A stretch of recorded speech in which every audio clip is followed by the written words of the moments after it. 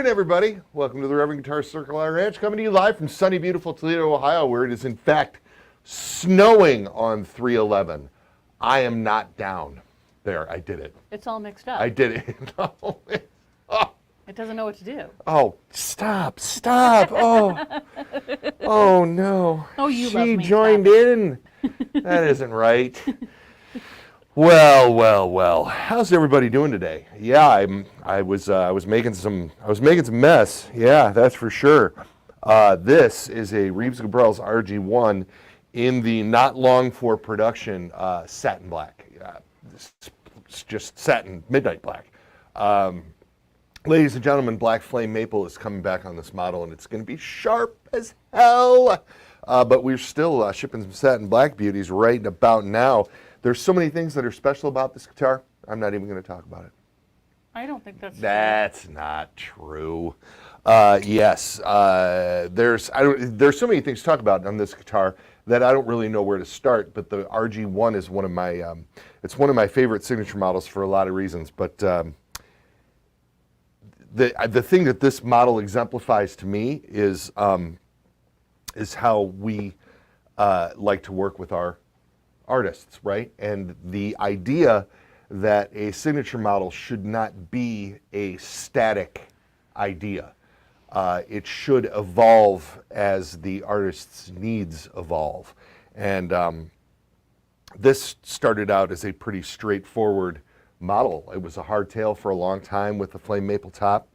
And then as Reverend started and Joe started developing ideas, Reeves liked all of the ideas that Joe was developing, and a lot of those ideas got incorporated into this model as we grew.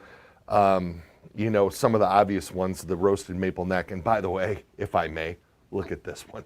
Look, will you look at this? Will you look at this? Yeah. Look at the flame on that neck. Can you see that? Wow. The roasted maple neck and the triple tree being a couple of things that have come into the whole line over time that Reeves dug. But also, these are Reeves's signature model railhammer pickups, and his are the only pickups that we put out there in this brushed nickel color, which is gorgeous and looks killer against the black. Reeves is currently the only bound fingerboard on a bolt-on, which looks sharp as hell to go with the black.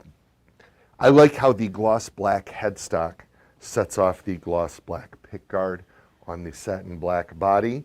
And then, yes, Reeves wanted to move into a trem, and so get the Wilkinson VS50 treatment with the body route, allowing for up pull as well as down. And all of the trems, all the Wilkinsons that we install and everything do float.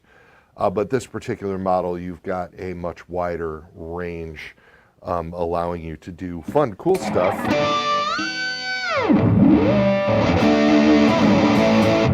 that the kids like. And then, of course, there's so many cool things going on with the electronics here. And you can't forget both of these pickups on, and then the out-of-phase tone.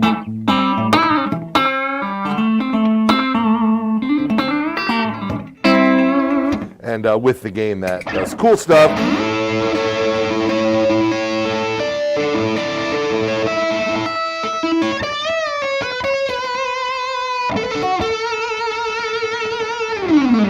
You get that sort of wah half-cocked thing that Reeves and I talk about all the time, but even without all the gain, it is a fun sound to incorporate, and not unlike a single coil sound on this two-humbucker guitar. The Reeves Gabrels signature railhammer pickups, all of this combined with the tone and the bass contour control and all of that fun stuff. This is a very, very versatile instrument. And if you've seen RG, which I have recently, he is a very, very versatile guitar player. And so this is one of the signature models in the Reverend arsenal for Mr. Gabrels, the first and the latest evolution of his first model. Right? Yeah. LG, how'd I do with all that? Ebony fingerboard, right? Ebony fingerboard on this one. All right. Reeves also has a specific fret profile, which is a little bit larger than some of the other stuff going on. Basically the same frets on this that are on the GK models as well, because Right. he also preferred those big giant frets. Right. And yeah. And boy, I don't, locking tuners, carina body, all the other Reverend goodies. And then of course Reeves's career has evolved along with the guitar quite a bit in the time that we've been working with him. Lots of great solo work with the Imaginary Friends, of course, all through our time with Reeves, and then he got the great gig with The Cure, which opened us up to a few other models, but most notably the Spacehawk model, which incorporated some things to make some sounds that Reeves wanted to use in The Cure, but were still his own. And then the dirt bike model came along for him when he was home to have that guitar by the door so that he could just run out and go to the club and make some mess with his buds in Nashville. And then the dirt bike Royale sort of stemmed for that because he wanted to address the cool Mojitone P90s that he discovered that he liked, and we also liked them. So all that stuff has gone on. And then there's cool Reeves news, you know, while we're talking about it, right? We are. We are, in fact, talking about it. Reeves recorded the guitar tracks for Ozzy record at the beginning part of this millennium, a couple decades ago now, and some of those tracks that RG played on are being released by the Ozzy camp out there. And if you want to look at my personal Facebook page, I shared some links to some, and I know that that Reeves and Susan are sharing some links to some of these things too. And it's kind of fun. It's really, really cool to hear because I've heard the story about how that happened, but I've never gotten to actually hear the tracks themselves until this week. So I was pretty excited to have those come around. And there's also a link to the story of one of the guitar, I don't remember who it is, but one of the guitar magazines posted some stuff about it too. So the whole story is in there. I don't know or remember the whole story, but UltimateGuitar.com. UltimateGuitar.com has, yes, info about all that stuff. And so, yeah, pretty exciting. Penny and I went to New York City last weekend, and then we stopped by Reeves's place on our way home and got to hang out with him at Collar City Guitars for a couple days. And there's pictures and video floating around online of us hanging out together. And I think I got him talked into coming here into the studio sometime soon, hopefully before the Cure machine, the Cure animal, picks back up again, because he is going to be very, very busy man for quite a while. We don't know anything, you know, officially. No, we don't. We officially don't know anything. We officially so don't don't know ask. anything. Yeah, so don't ask. As far as the Cure stuff is, yeah, that's. I don't know. I have a few questions. Oh, I'd love a few questions. Pinky Werewolf. Oh, by the way, Reeves is also participating. On Cool. so Reeves is online. Yes. I don't think he can see the YouTube questions, but he can see the Facebook questions. All right, then. He's been lusting for a Club King RB, but we don't make that anymore. We don't. If he can get his hands, or he can get his hands on a Spacehawk, would that work for him? Wow. That's an interesting question. The body construction of the two guitars is radically different. So in the Club King, because it has a solid spruce top, you get this sort of acoustic zing that is very, very noticeable. However, the Spacehawk, due to the way it's chambered, also has a very unique tone, but it's not quite as mid-rangey as the Club Kings are, but I do suggest that you try one. It is a very, very unique voice in the world of electric guitar, and it does have fairly pronounced mids. So it is cool, but it's got a lot more output than the Club King RB did, which is easily tamed with the bass contour and the volume control. So my suggestion is, if you have the opportunity to try a Spacehawk, do, because it is very, very cool. And if you're looking for a larger bodied guitar that covers a wide variety of tones, the Spacehawk is a great option. What else you got, LG?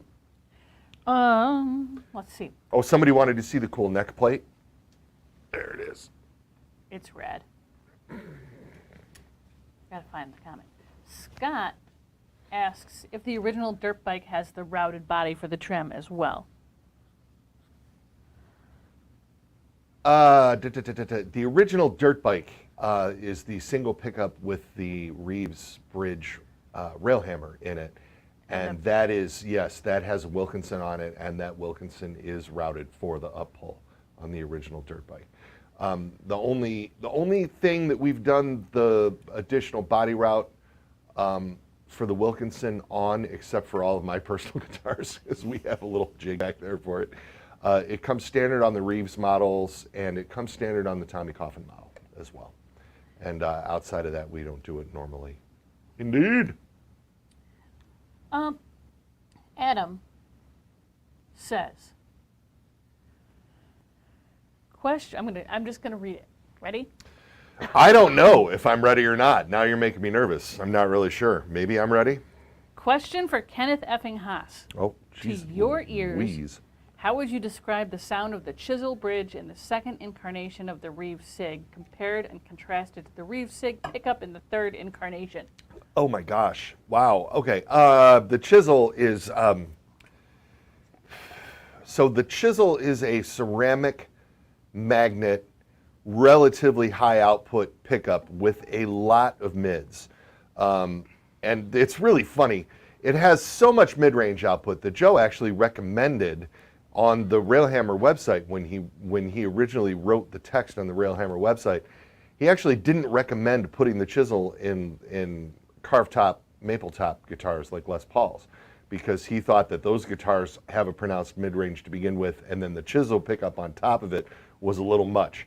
And what I see out in the world is lots of people putting chisels on Les Pauls and absolutely loving it, which is super funny because that's the way things are. That's always the way things go, isn't it, LG? Right, of course. And because there's no set of rules that is specific to everything. So, all of that being said, those are the ceramic high output mid-range pickups. And the Gabrels pickups are the Alnico magnet high output pickups. And the mids are a little softer in the Reeves pickup. And I think Reeves might chime in on this too, because Reeves liked the chisels quite a bit. And used them quite a bit, but when Naylor came out with the Alnico Grande, Reeves was like, whoa, that pickup is more me. I just wish it was a teensy little bit hotter, and then that's where the RG pickup sort of stemmed from. So while the mids are still pronounced, I would say they don't spike as hard as they do in the chisel. They're a little more rounded on the top end, allowing some more lows and highs to sort of come through. That's to my ear. Reeves may have something additional to say in the comments to that. So, Right. yes. Not a Reeves model question. That's fine. Michael said, are there no knit hats available? Michael, we're still having supply chain issues on the knit hats. I have a gentleman, it's really funny. You know who's cool? It makes the hats for us is the drummer for the Coffin Cats, does the hats for us. And he has the stitching machine to actually, it's not a patch. That is actually sewn in. And he has had a very, very difficult time getting blanks. And then those guys have been on tour quite a bit. Yeah. I am hoping to have that, solved by the time the cold weather is over. So you can look forward to that. So everybody in the Southern Hemisphere, hats are coming. Sorry about that. Yes, I apologize for being so low on that. I thought we just got a whole big batch of them not that long ago, but they must have gone out as fast as what they we went. were able to get sold as fast as they came in. Okay. Yeah, we weren't able to get as many as I wanted, LG. Okay. Yeah, but you do want to talk about the store for a second? Because I'm happy to talk about the store for a second. Do it. Hey, Reeves, I just sent you one of these because I noticed you didn't have one when I was out there, but these are the new nylon extra long straps, and there's no way I can really visibly demonstrate how long these things go, but suffice it to say, they're more than enough for a big goon like myself, so these are available in the store. And I've shipped to a number of our dealers, so you can see them in person. We also did this really cool thing. I think these are super cool. It's different and weird, but this is a ceramic tile coaster. And our friends at Coaster Lily up in I think Washington or Oregon, I think they're up there somewhere. Anyways, these are done by Tony Reed from Mouse Generator. His wife hand makes these and pours the clear epoxy over the ceramic tiles and puts the logos on them and stuff. And Tony sent me a couple for a gift, and I thought that Joe happened to be here when I got them, and Joe and I were like, wow, these are really cool. So I ordered some to put in our store, so those are available over at our store right now too. And also these cool lake blue t-shirts. Yeah, look at me, corporate.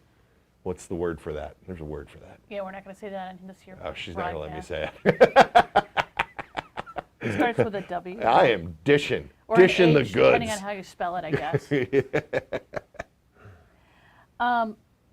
Let's see. First of all, Gabrels said. He did. Where is it? The RG has it a bit more cocked wah-ishness. Oh, it does, for sure. The versus solid the body. chisel. Yes. Right. Yes, it does. The RG pickups, the mid-range is really, really specific in them. I agree, and it really does do that with a lot of gain. It really does do that cool sizzle in the mids, like a wah pedal, which I don't have one here to demonstrate. All these pedals and no wah. I know. What a shame. I should really replace that Miku pedal with a wah pedal, shouldn't I? Probably. Boy, everybody here would be happy if I did. Everybody here in the building? Yes. Everybody on the broadcast? I don't know. Yeah, I don't play the Miku pedal very often, but everybody who comes in here and sits down is like, let me see that, and then they go crazy on it, and then everybody that works here goes, oh my gosh, make it stop. It must be like that, like, you know when you go to Arby's and they have the bell and they'll like ring the bell if you had good service, and then people just come in and ring the bell. Ring the bell? And, Yeah, it is like that. Yes. And just for everybody's, just in case you're wondering, if you pick really fast.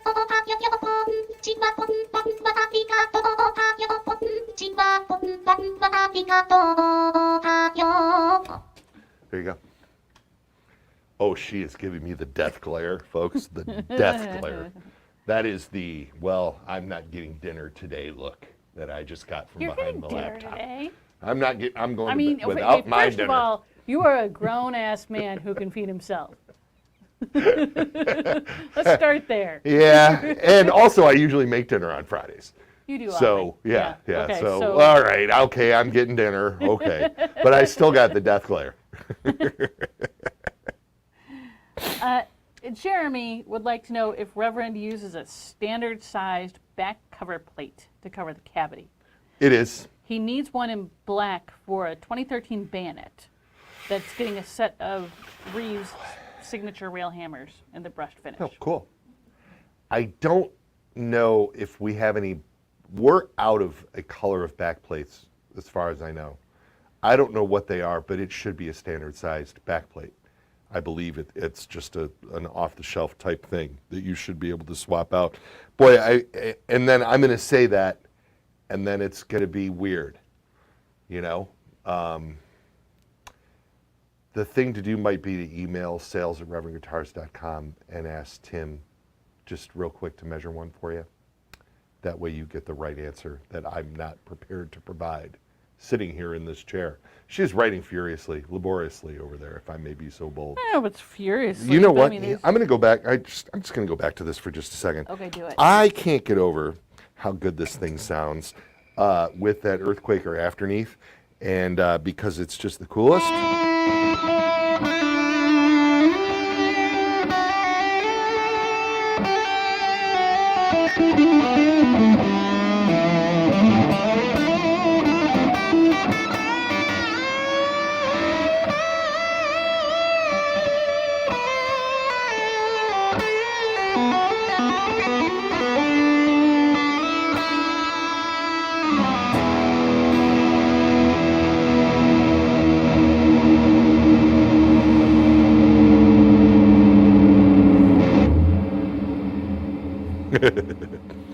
Hear that wah thing that RG was talking about in the comments.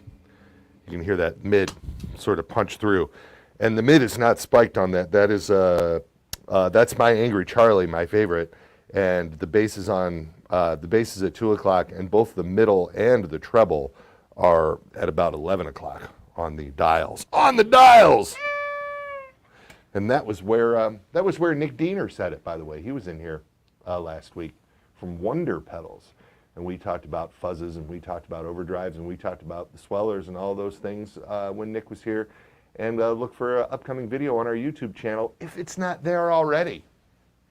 So much going on. Losing track. Yeah. Losing track he was. We are. First of all, Yes. Reeves said, get a Parawa from Chicago Iron. That's what he said. Oh my. All right. Well, does Peter have that? That's what I said. Right. Can Peter get me one? Right. Pat Flores says, would a Railhammer single coil pickup be a possibility in the future? He thinks that would look and sound super rad. It would look great, but it doesn't, the reason why we haven't done it yet is most of Naylor's creations, especially when he goes, as far as to like get a patent for something like with the Railhammer pickups, he is looking to solve a specific problem. And the problem that the Railhammer pickup solved was a clarity thing with humbuckers and having a really clear bottom end without going to like active pickups or an active EQ, but without losing the personality of a humbucking pickup. And the Railhammer sort of solved that. There is no real clarity issue with a traditional single coil pickup. Now, Patrick, I agree with you as a fan of HSH guitars and the owner of many. I would just like to have a single coil Railhammer pickup just to do it. Because I think it would look badass, Right. You know what I mean, to have the blades going all the way across. That being said, we have to custom mold the bobbins that the pickups are wound on and the covers. And by the time so there's quite a bit of expense to go into production. There was a lot of expense to go into production with these pickups. There would be a lot of expense to go into production with the single coils. And I'm not seeing the return because I'm not really seeing the demand for it. Not that everything has to be about that, of course. But, it kind of does. Listen to the boss lady. What?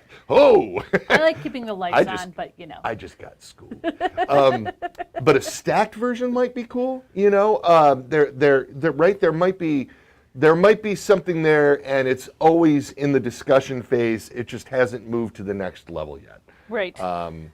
I think there's more of a call for that. I get a lot of requests for 7 and 8 string versions of these pickups, and as the guitar industry has moved to many of the builders of 7 and 8 strings are doing fan frets and their own custom pickups that are put on at different angles and have different variations and stuff like that.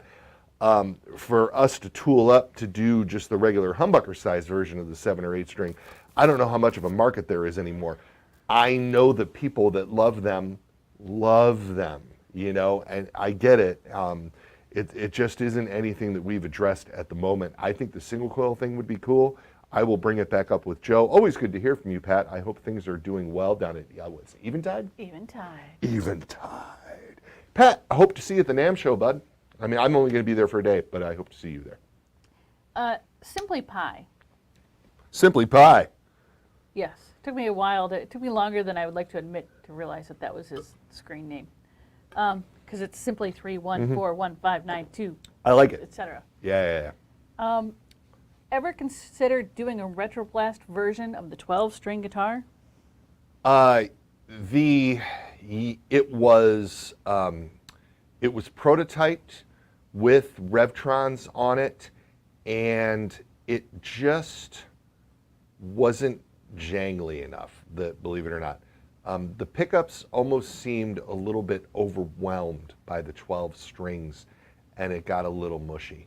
Railhammer clean cuts would actually be a better bet than the Railhammers as far as keeping that jangle going and keeping that low end nice. That's been bandied around a little bit, but I don't think you will see us do retroblast pickups. As soon as I say that, maybe I'm wrong, but the P90s really, really sounded good in comparison, which is why we Right. went with the soap bars versus the Retro Blast. It's a cool idea though, for sure. It just didn't, when we tried to realize it, it just didn't realize well. Okay, I have a question though. Did we do the Retro Blast or did we do the Revtrons? We And did what the would be the Revtrons, difference? and the Retro Blasts are a little bit tighter. That is true. That is true. Just something to think about. It is something to think about. She's always giving me stuff to think about. I am. Now My you job. just go sit in the corner and think about that. That's not what I say.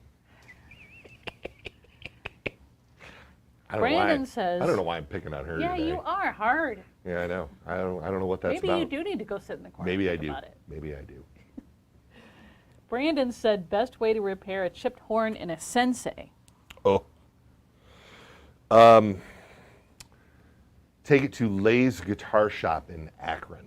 Yeah, they can do just about anything. They can, and really, they're pretty reasonable, but I have no idea what their wait times and stuff like that are. I mean, what you're looking at doing is depending on how deep it is, you need to build out the chip. You know, like if you've taken out some of the wood, you need to sort of build that back out before you touch it up with finish. And there are people that are very, very good at that.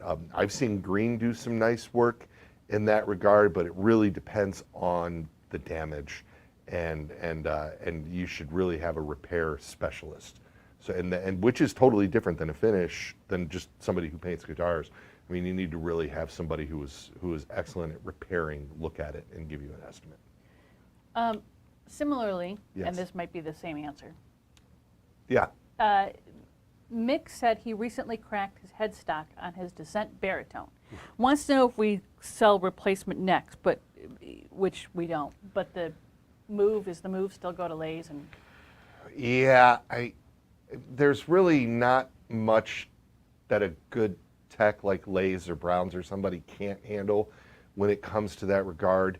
As far as the broken headstock on a Descent is concerned, again, I would recommend posing that question to sales@reverendguitars.com. It is possible, and I am wildly speculating right now, but there could be like maybe a neck that was swapped out because it was a second or something. Maybe there's something minor here that we can help you out with, but again, I'm just wildly speculating Right. at the moment. Yeah, sorry about that, bud. yeah, that sucks. But Tim can get you a more distinct answer. Sales@reverendguitars.com. I don't know why I did that. Yeah, what was the ad that was like that I don't know. years ago? I probably had something to do with like Toledo auto sales, I'm sure. No, I think it was like PetSmart or something like that. Yeah. Anyway, Anyway, Gabe Trayer. hey Gabe. Gabe is a Reverend Reeves Gabrels RG-1 user Endorser. and endorser. Plays guitar for Gene Loves Jezebel, among other things. What's up, Gabe?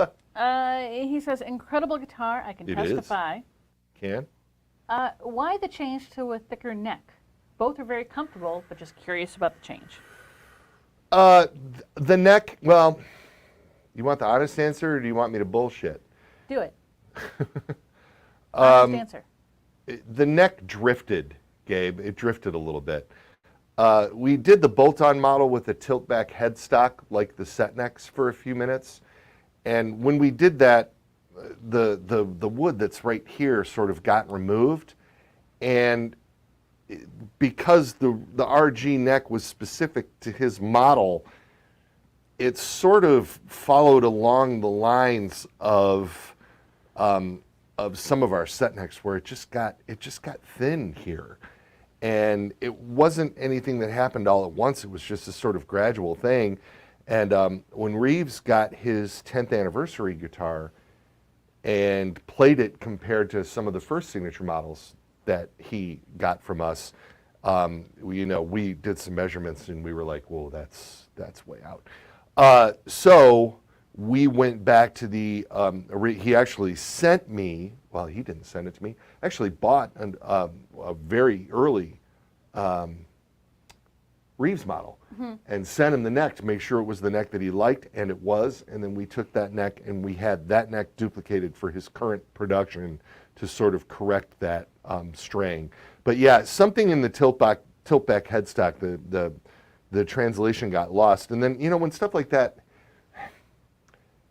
I'm not making excuses, but when it happens gradually over time, we didn't really notice. And then when we looked at when we looked at two necks that were 8 years apart, we were like, whoa, this has changed a lot. And then we got sort of back on track. And really, this is just the neck profile that you're going to find on a lot of our guitars, but with the bigger frets, the bigger frets also make it feel, Chunkier. a little chunkier. Yeah. But it is a little bit chunkier compared to what we are putting out there on other stuff. That is true. Good question, Gabe.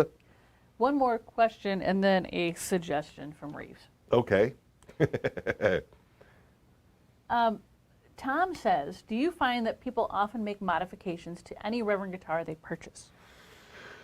A lot of our customers choose our brand because some of the popular mods on the bigger brand guitars are already done with our guitars. There's features that are on our guitars that aren't on the major brands. Things like the triple tree and the locking tuners and the bass contour control, and so because those things are already done, they don't. We don't offer a lot of coil tapping either. We don't offer coil tapping on anything because with the bass contour control, it sort of negates having those switches and things.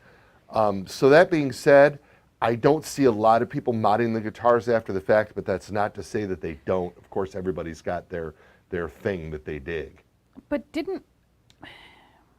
when Naylor set out to design these originally,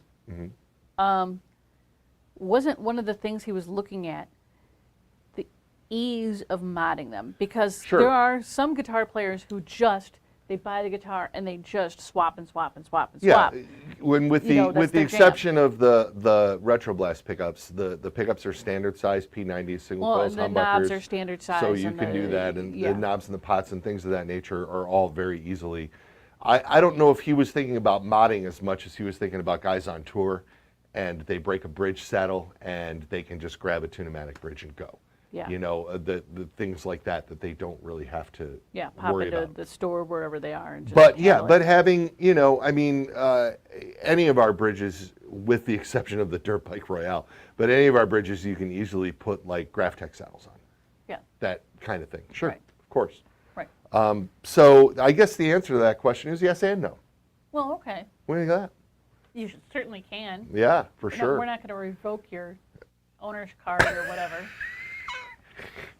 I like that. Okay. I might. No, you're not going to. Nah, of course I won't let you. I won't. Mr. Gabrels. Oh, he said, hey, Ken, show him the out-of-phase tone pull. And maybe you can do that as you play us out. Because it's Yes, about that I time. was. Now I'll show it without any background tracks going. I was actually playing with that right when we started up this morning. But yeah, here you go. So this is the car Rambler, and the EQ is flat on the Rambler. That is your bridge pickup alone. That is the bridge neck combo, and this is the neck alone. And with both pickups on, you can pull the tone control and it takes them out of phase.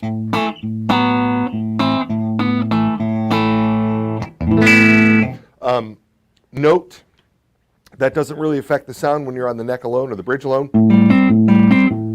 Neck alone, either way. But with both pickups, because both pickups have to be on in order to put both pickups out of phase, which is why it doesn't do anything when you're on just one or the other, right? Can you dig it? Of course you can. So you will notice a normal amount of volume drop. What happens when you put pickups out of phase is certain frequencies that are put out by both pickups are canceling each other out and they disappear, leaving a different frequency range going to the output. And so you are losing some signal when the pickups go out of phase, but the signal that you're hearing is altered, obviously. What I think is really interesting about it is with distortion on, you don't really notice the volume drop as much. So,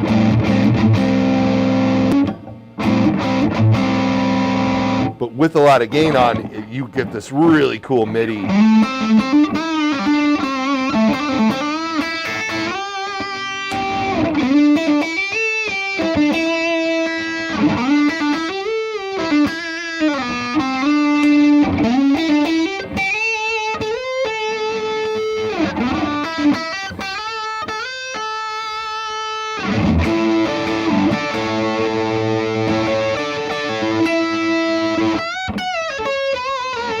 Right? Isn't that what you got to do with that?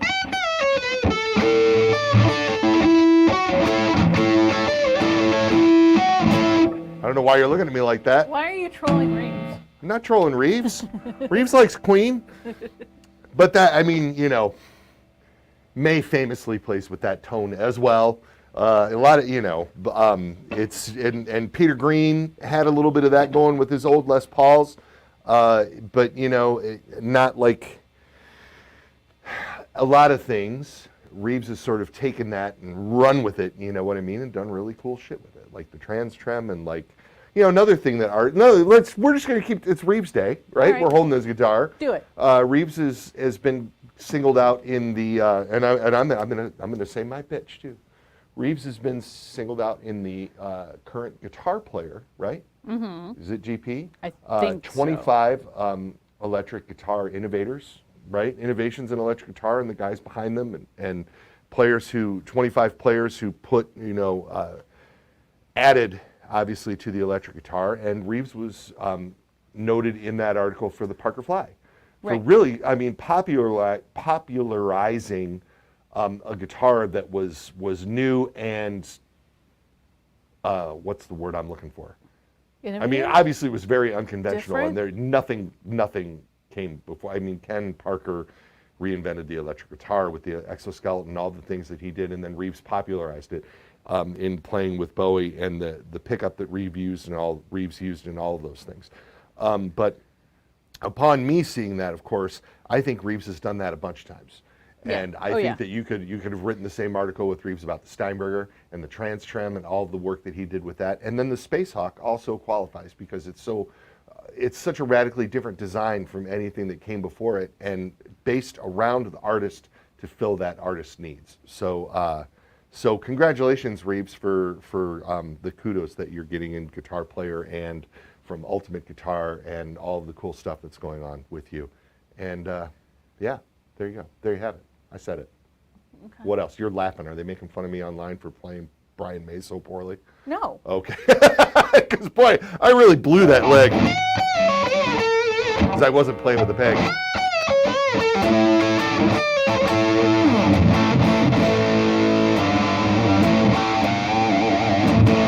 No, but you missed a Sustainiac.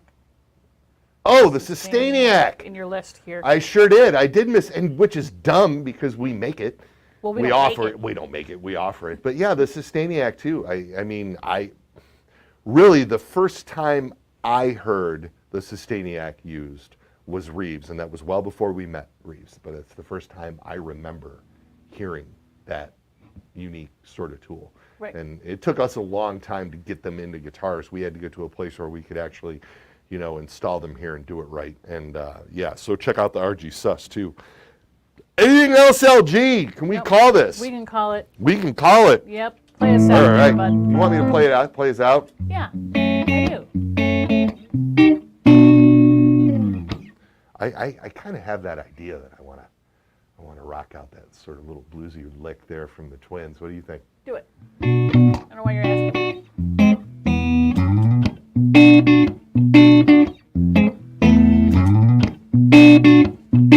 Oh, there it is.